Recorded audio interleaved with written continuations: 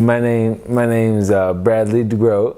I was born and raised in New York. That's where I'm from, and we just moved down here to North Carolina recently, and so yeah, and this is New York is where this happened, the accident and this story and stuff, and so. I was born and raised in a Christian family, a Christian household and everything. My dad's a minister, my mom's his secretary, so they're both at the church working and stuff. So, like, I was raised around all of it, and like, cause that was their lifestyle and everything. And so, as I got older, I was like, I was like, it was not really for me. I didn't feel like it was for me, so I began to do my own thing and stuff, and so you could say I began to drift away, sort of thing. They're like, I didn't even really want him in my life, God in my life. Like he was going. If God was going this way, I was going this way. Like I began like doing my own thing, like acting out. Like okay.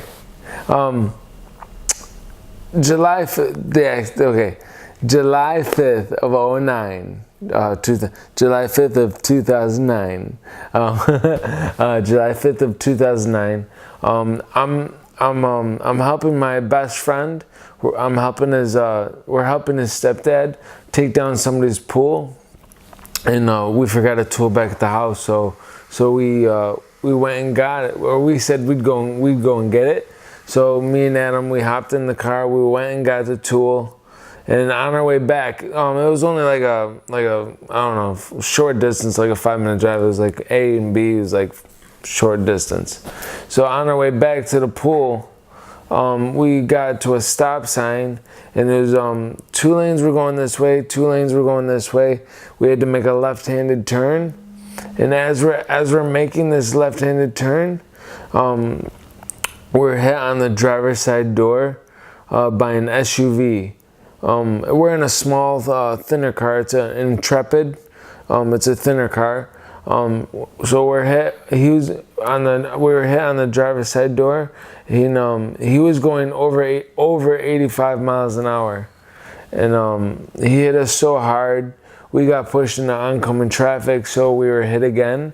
The people who hit us the second time, they were doing the speed limit, so they were able to walk away with minor cuts and bruises and things like that. But their car was totaled. But they were okay. They were okay. The kid that hit us, he used this like a ramp, and he shot up and landed in somebody's backyard. And their backyard. He broke both of his legs and was out of the hospital after 2 weeks. And so right where the accident happened, there's a fireman's house, maybe like 20 yards away, 15, 20 yards away. So when I got released from the hospital, I was able to go and hear their side of the story, go and say thank you, first of all, and then go and hear, they told me their side of the story. And they said they were, because they heard what sounded like a loud explosion. It sounded like an explosion, and they were so quick in responding because of their training and everything that they heard an explosion and they just responded. And when they got to the scene of the accident, they said the pieces of car and things were still spinning and moving on the ground. That's how quick they reacted. And yes, my story and my testimony. Yeah, I give God all the credit and all the glory and all thanks for that to Him. But I gotta thank the first responders because of their quickness in acting and responding and their training that they had to rely on and stuff. It's like it's part of the reason I'm still here and stuff, because they acted so quickly. And so when they got to they acted, and when they got to the car, so Adam was in the driver's seat. He was driving. I was in the passenger seat. And when they got to the car we were in, Adam was still in the driver's seat. He was he was moaning like just moaning like after you go through something, like he's just moaning. And then I was not in the passenger seat anymore.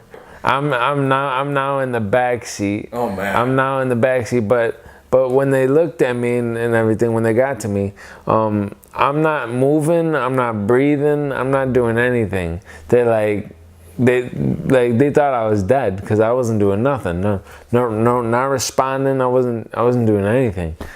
I wasn't doing it, bro. It was lights out for me, man. Yeah. I was done. Yeah. And so, but now, because I was in the back seat, to get me out, all they had to do was cut off the roof of the car, and they got me out. Easy as that. Right. It took them another like 15 to 20 minutes, a good amount of time, to get Adam out of the car, because that's where the initial impact was like right where the driver's side front wheel and the front door for the driver's side were like right where they meet. That's where the initial impact was. So he was like pinned in and kind of stuck. So it took him a little longer to get him out.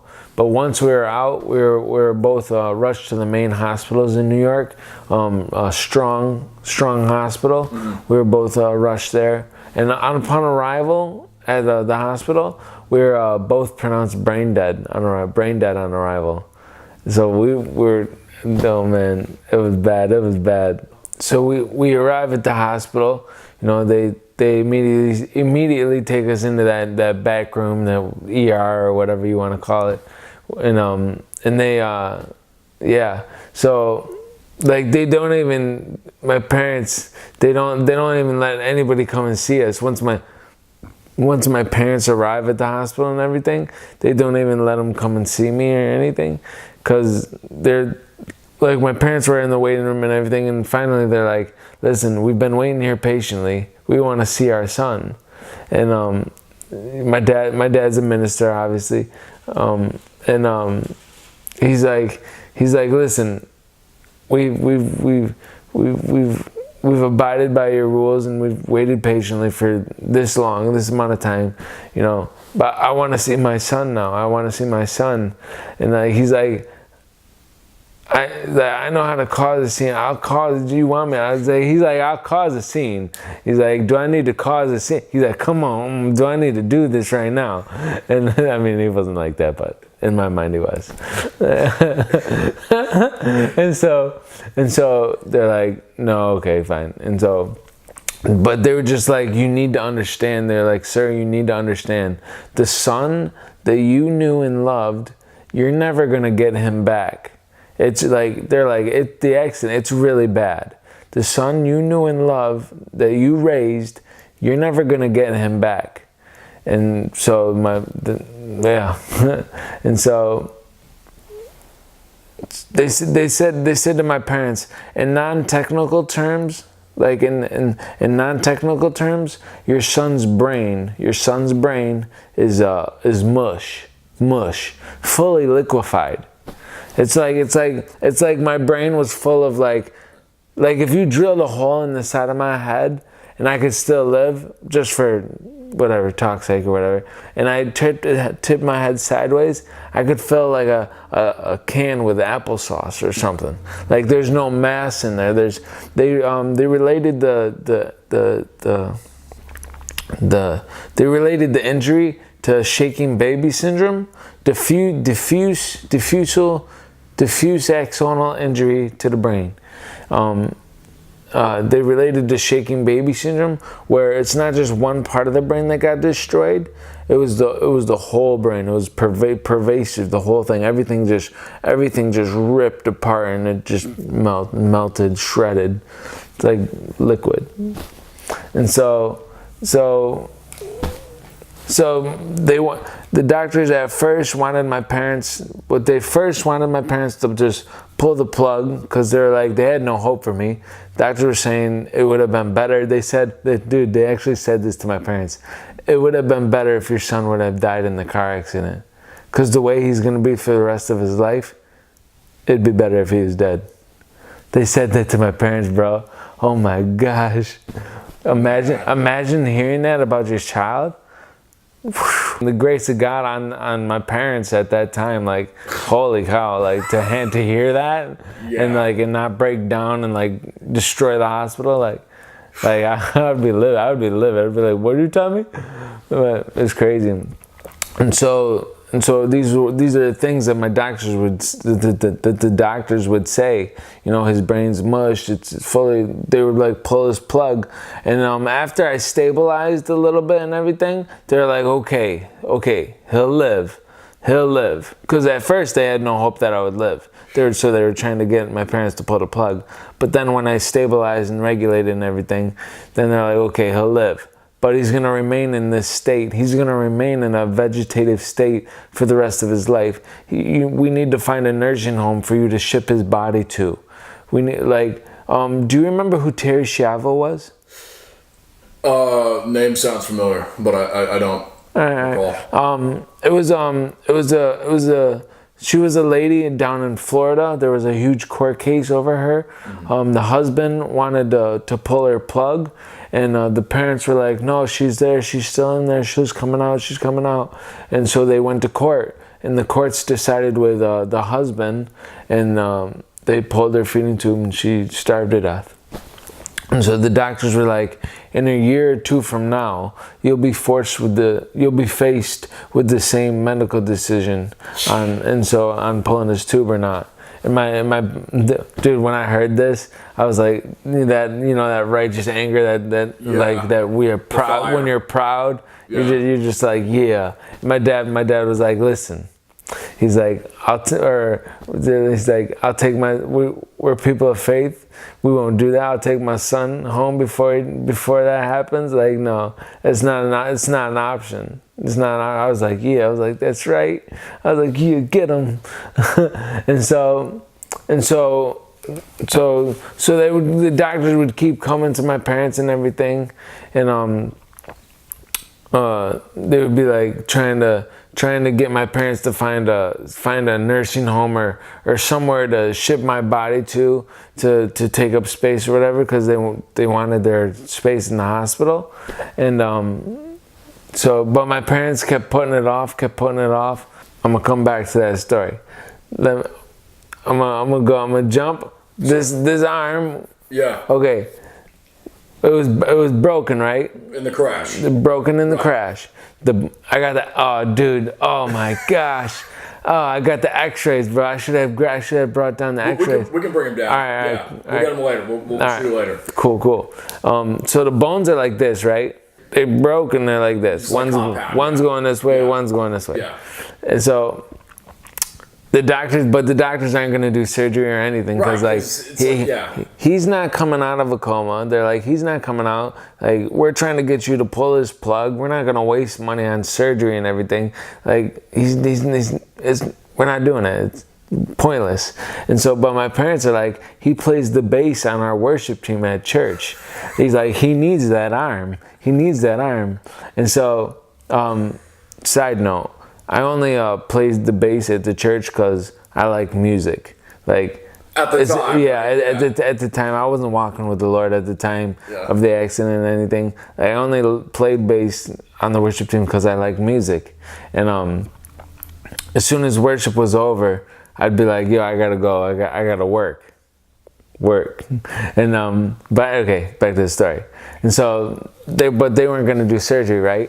So my Aunt Donna, who's from South Carolina, she came up to New York, and when she came up, she brought with her a prayer cloth.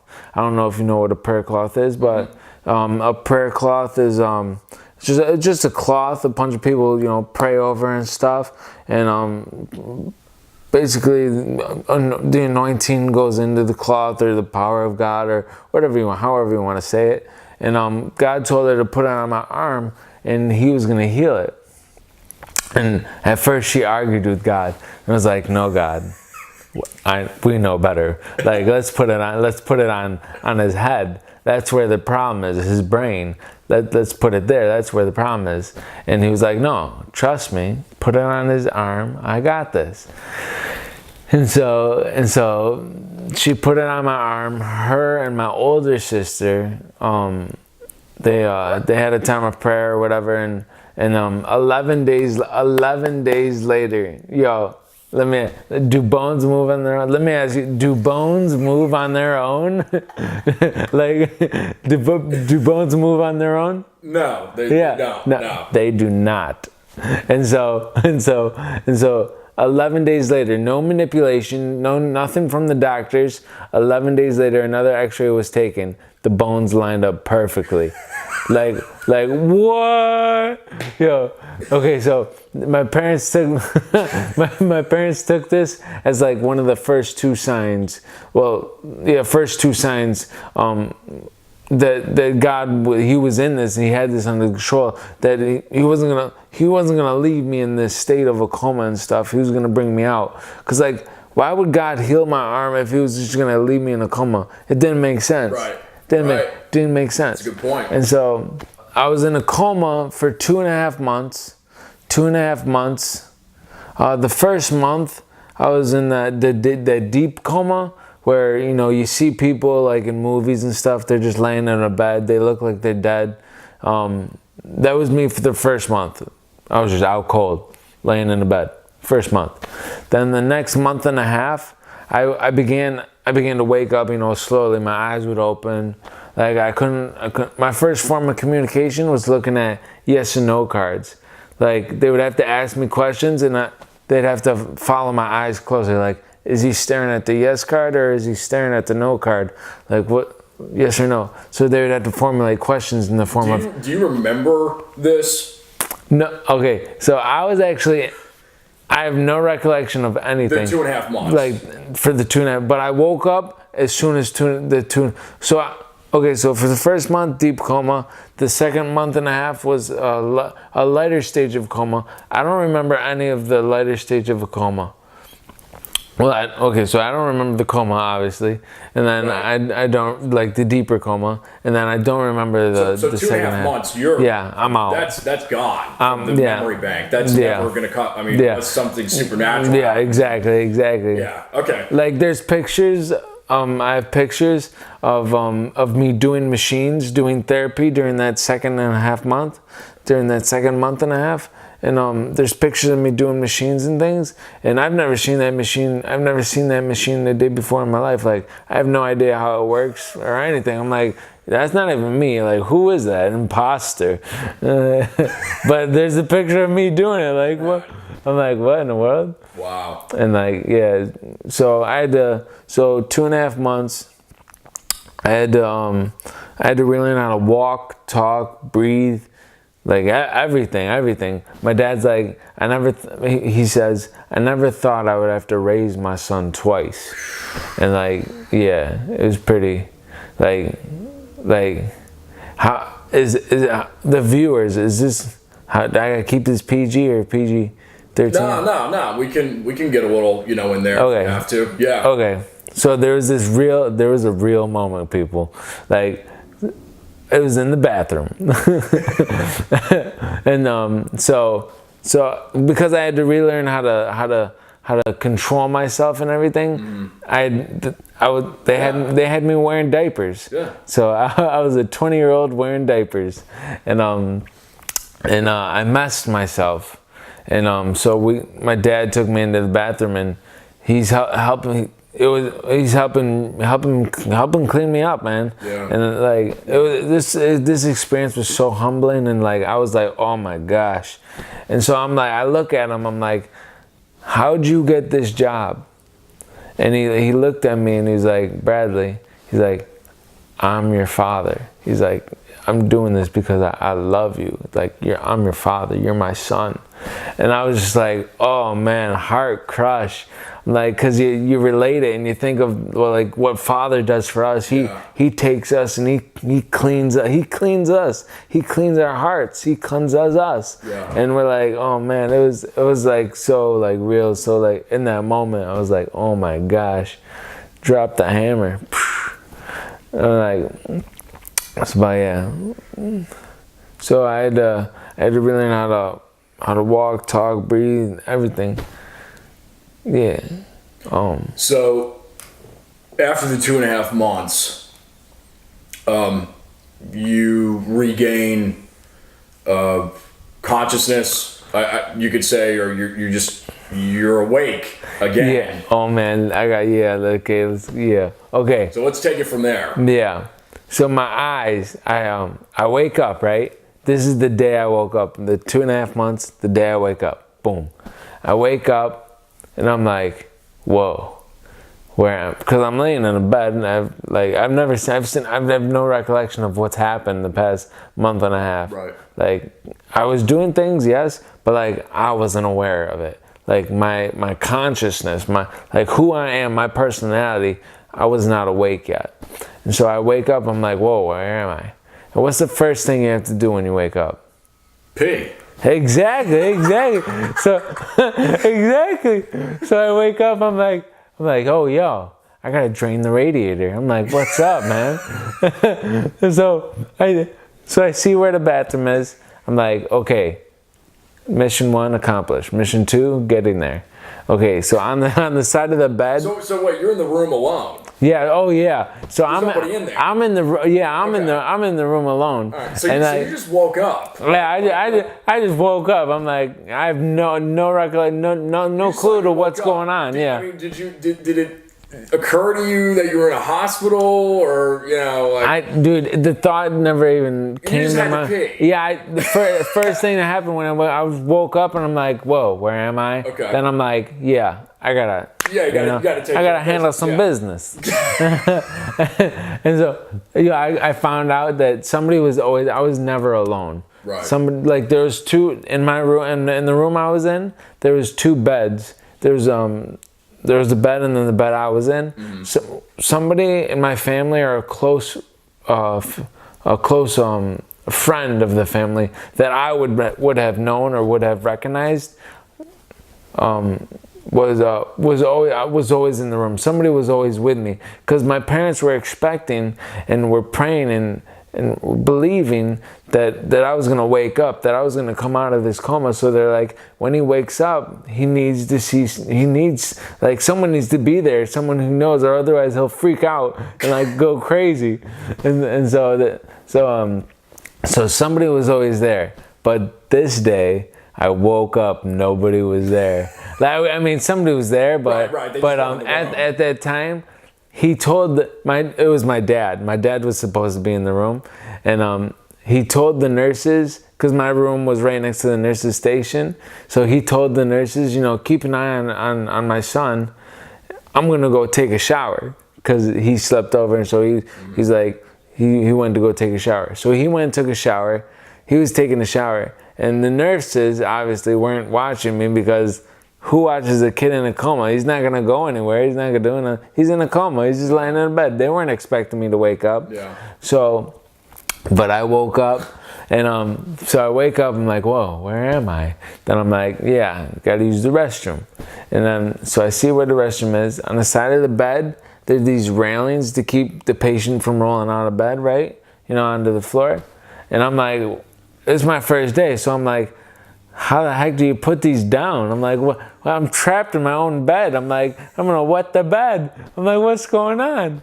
And so I'm like, I just revert to my old way of thinking. Like, I didn't think anything of it. I was like, I'll just hop it like I hop a fence, right?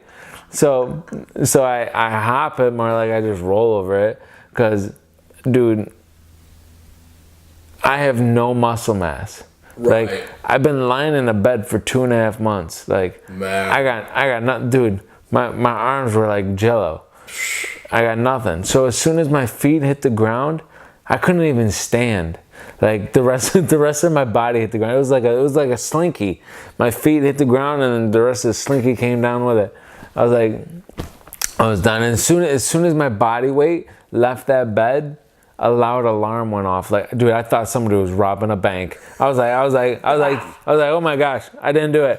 I was like, whoa. And as soon as that alarm went off, it felt like 15 nurses, but it was really only like 4 or 5. Mm-hmm. 4 or 5 nurses came running in the room, and they're all screaming at me. Are you okay? Are you okay? Are you okay? Are you okay? Did you hit your head? And I'm like, whoa, I'm good. The only thing I hit was my shoulder. There's a little thing. I bumped my shoulder on it on the way down. but it was nothing. And I was like, no, I'm good. I just gotta use the bathroom. Like, can I go to the laboratory now? And so they let me go to the bathroom. Then I came out, sat on the bed, and that's when my dad came back, was like, because they went and got him. They're like, hey, listen, your son's okay. He fell out of bed, but he's okay. And like, now can you imagine hearing your son's been in a coma lying in a bed for 2.5 months, and then somebody's like, hey, your son fell out of bed. Like, I'd be like, what in the world's going on? And so he came running back. And then, they said it would be easy to distract me because of what's happened, what's happened to my mind or to my brain and everything. So now that I'm awake and aware, people would come and visit me and stuff, like a lot of family and friends of the family and stuff. So my room was packed full of people, right? And everyone was talking, we're all laughing, having a good time. And I see Adam's mom, Adam's dad, his brother, and his sister. And I'm like, I say, where's Adam? Dude, okay, so the place got silent, man. Nobody said nothing. And so they distracted me because they said it would be easy to distract me, easy to change the topic and they'll forget about it.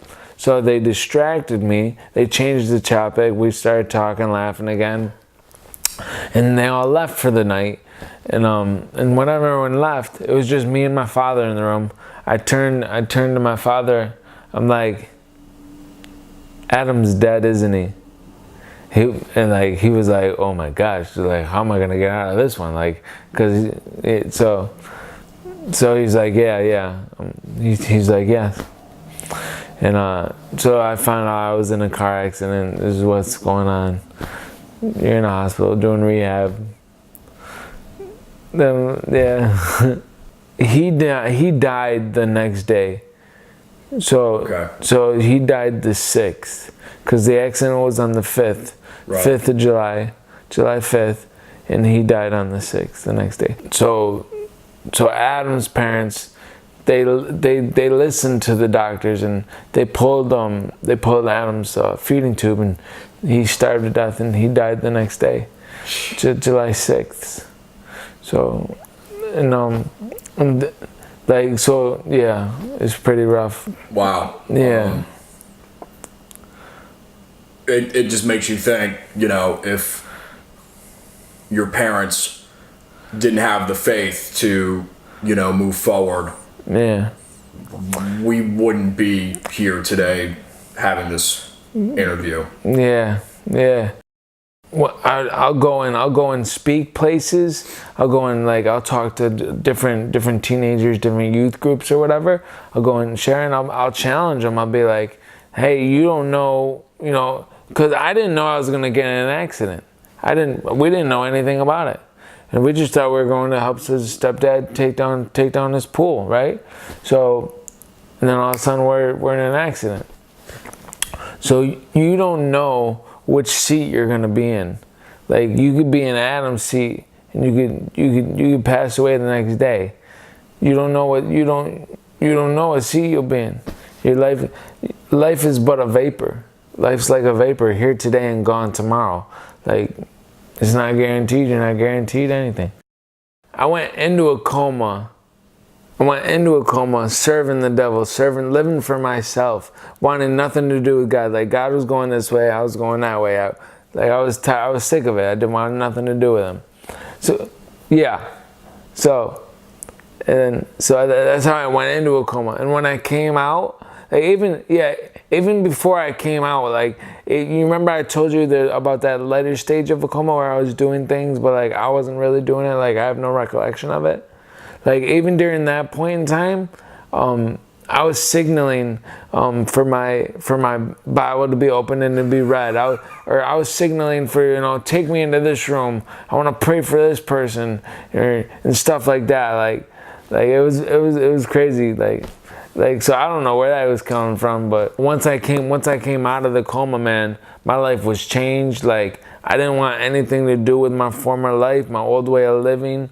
Like, Man, he set me on fire, man. He set me on fire. Now I'm about it. I'm about that Jesus life, man. Yeah, man. I'm about it, And so I'll pray for people. He's spoken things over my life. He's spoken things like he did different things, many things, and so I'll pray for people, and like the same, because he's told me, he's like, the same miracle I did in you is the same miracle I'm gonna do in others. And I'll pray for people. And God will heal him, man. God will heal him, man. He's faithful. He's faithful. That's so Dude, cool. I love it. Okay, so the doctors were supposed to take my license, right? My license. Because when you go through a coma, apparently they take your license and everything. Right. So you're supposed to get okay to drive again and stuff. They never took my license, so like I could have went driving if I wanted to after I got out of a coma and stuff. But like, just to be safe, my parents were like, yeah, we're gonna still do this, driving course and everything. Sure. So my parents made me go through that and everything, which was cool. It was fine. It was so I got my license back. I was driving and like, oh dude, I was doing first and everything. So like, I left the coma, I left the hospital. I left the hospital walking on my own 2 feet. I didn't leave in a wheelchair. I left walking on my own 2 feet, and I got my driver's license, and I was driving a car when I was still in therapy, outpatient therapy. I was in outpatient therapy, but I was still in therapy. Like, I was doing all these things on my own, man. God like sped up my recovery process, my healing and everything. It was amazing. Yeah, so like, yeah, I'm driving cars and yeah. Man, I would encourage everyone that watches this, everyone that's watching, I would encourage you, man. Like, no one knows what's gonna happen in a day. No one's guaranteed tomorrow. No one knows anything, and so I just make sure you know how your heart is, where your heart is, and who's Lord of your life, who's ruling your life, and yeah. Cause like I didn't know I was gonna die that day. I didn't know. So who like, yeah. I'm trying to challenge you. Yeah. Awesome. Yeah.